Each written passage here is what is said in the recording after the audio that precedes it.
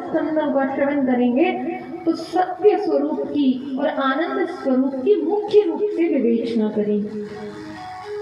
तो यहाँ पर वेद व्यास जी ने करी है सर्वप्रथम सत्य की वंदना। सत्य स्वरूप जो परमात्मा है उनकी वंदना की गई। और वेद व्यास जी प्रथम स्कंद का प्रथम श्लोक है, आप और हम श्रवण करेंगे। कहते हैं कि श्रीमद्भागवत का एक एक श्लोक जब कानों के द्वारा हमारे हृदय में जाता है तो हमारे हृदय में जो अनेक जन्मों के कुसंस्कार बैठे हैं, चौकड़ी लगाए, जो हमें प्रभु से मिलने नहीं देती, वो कुसंस्कार जल के नष्ट हो जाए। इसलिए आइए श्रीमद् भागवत महापुराण के प्रथम स्कंद का प्रथम श्लोक।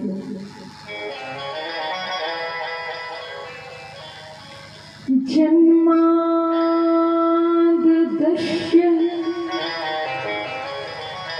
यतोऽन्वयादितरस्तस्य चार्थे त्वभिज्ञस्वराट्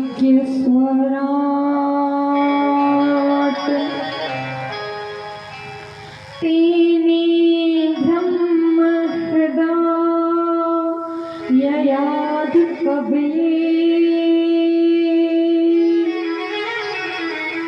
नुवन्ते यत् सूर्यः परं धीमहि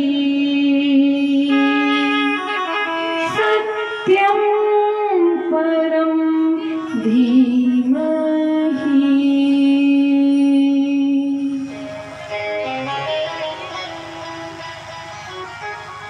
वेद व्यास जी कहते हैं कि परमात्मा जो परब्रह्म है, जो सत्य स्वरूप परमात्मा है, उनकी ही इच्छा शक्ति मात्र से ये सारा संसार प्रपंच बनता है। ये सारा जो विश्व है जो भगवान की माया से परिपूर्ण है, ये प्रपंचमय बनता है, पालित होता है और समय आने पर ये सारा विश्व लय हो जाता है, समाप्त हो जाता है। परमात्मा को प्रकट करने वाला कोई नहीं है, क्योंकि परमात्मा ही ये संपूर्ण विश्व को प्रकट करते हैं। परमात्मा कैसे है? बोले परमात्मा स्वयं वो है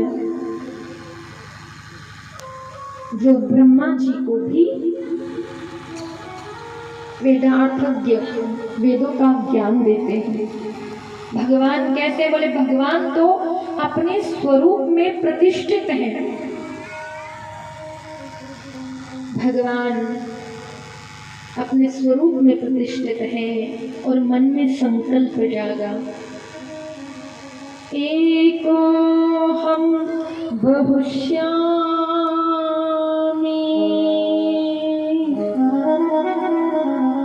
एको हम बहुश्यामि।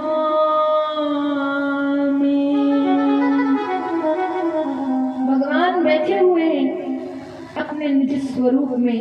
भगवान के मन में संकल्प जागा, मैं एक से असंख्य हो जाऊं। और भगवान के केवल संकल्प करने मात्र से ये सारी शक्ति प्रपंचमय बन गई।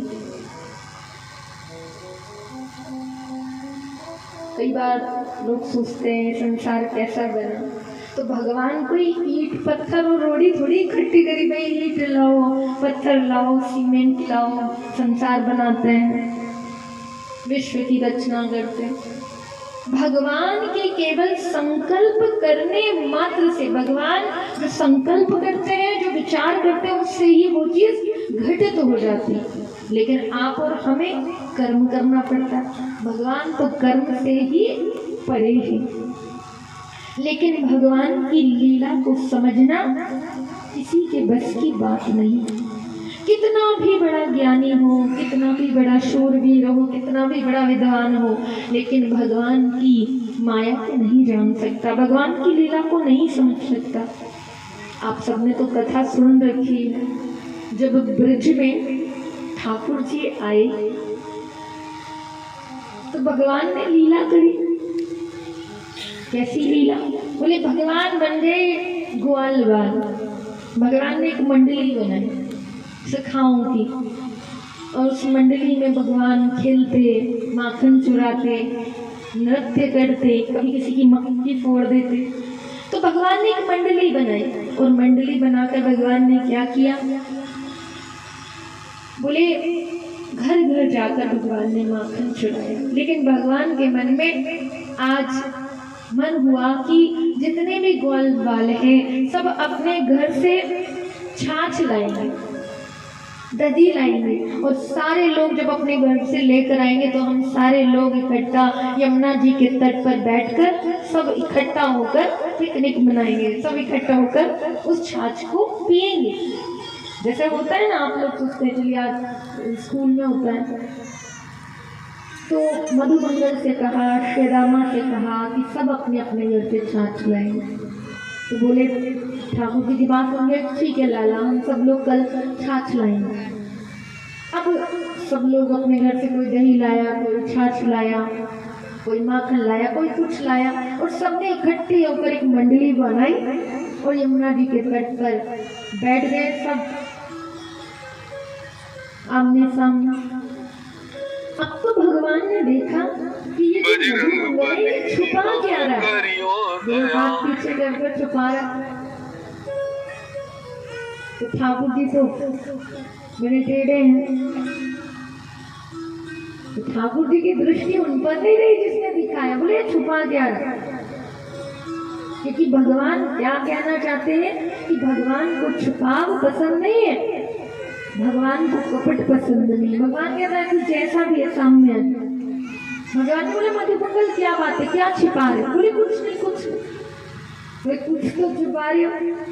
और जो ही भगवान ने देखा तो क्या हुआ? मधुमंगल के हाथों में दधी थी, लेकिन क्यों छिपा रहे थे मधुमंगल? मधुमंगल उस दधी को इसलिए छिपा रहे थे कि वो दधी जो थी वो 3-4 दिन पुरानी थी, खट्टी थी। मधुमंगल ने सोचा कि ये जो हमारा कान्हा है ये तो बड़ा शरारती, बड़ा नटखट है, ताजा बासा नहीं देखता है, तो केवल भाव देखता है। कहीं ऐसा ना हो कि ये 3-4 दिन पुरानी खट्टी छाछ को ये पी ले, तो कृष्ण पिए। नहीं, मेरे कान्हा को, मेरे लाला को हम बासी छाछ नहीं पिला सकते, तो कृष्ण पिए इससे पहले कि मैं पी जाऊं। तो अब क्या किया? उस जल्दी के चक्कर में कि कहीं कृष्ण ये छाछ न पी ले, उस छाछ को मधुमंगल पीने लगे। और जब उस छाछ को जल्दी में कोई व्यक्ति कुछ काम करता है तो वो फैल भी जाता है। तो जैसे ही मधुमंगल उस छाछ को पीने लगी है तो क्या हुआ? वो छाछ मुख से टपकने लगी, मुख में जाती, मुख से टपक रही है, जल्दी पी रहे, कहीं कृष्ण न पी ले। तो कन्हैया ने कहा, अरे मधुमंगल तुमने क्या सोचा है, तुम ही होशियार हो, लेकिन हम होशियार हो गए सरदार हैं। बोले अच्छा, बोले देखते हो तुम कैसी सारी पी जाते हो, मैं भी पीऊंगा। मधुमंगल बोले पियोगे तो तब जब बचेगी। अब सारी छाछ मधुमंगल पी गए। ठाकुर जी ने सोचा ऐसा नहीं हो सकता, हम भी छाछ से, इसी छाछ को, इसी दही को पिएंगे। भगवान ने क्या देखा? मधुमंगल के मुख से जो लाल रूप से दही टपक रही थी, भगवान ने नीचे अपनी औंखली लगा दी, दोनों हाथों से औंखली लगा ली और मुख से निकली हुई वो छोटी छाछ को प्रभु पीने लगे। सोचिए वो दृश्य क्या रहा होगा कि एक माँ अपने पुत्र को कितना भी चाहे फिर भी मुंह से टपकी हुई निकली हुई को नहीं पी सकती है, लेकिन भगवान आज मुख से निकली हुई उस दधी को पी रहे और वो भी प्रसन्न हो। उसी वक्त ब्रह्मा जी जो इस सृष्टि की रचना करते हैं वो आ गए, धरती पर आए। इसलिए आए थे, बोले सच्चिदानंद का दर्शन करने के लिए कि भगवान बाल स्वरूप में आए। और दर्शन करना तो बहुत दूर की बात है, दृष्टि पड़ी इस लीला पे। तो किसी ने कहा कि भाई, जब ब्रह्मा जी ने पूछा नंद के लाला कहाँ है, बोले यही तो है नंद का लाला। बोले ये नंद का लाला? और देख रहे हैं कि मुख से निकली उस छूटी छाछ को, उस दधी को भगवान पी रहे हैं, उस लार को। ये सच्चिदानंद है? नहीं, ये सच्चिदानंद नहीं हो सकता, ये जगत का पालनहार नहीं हो सकता।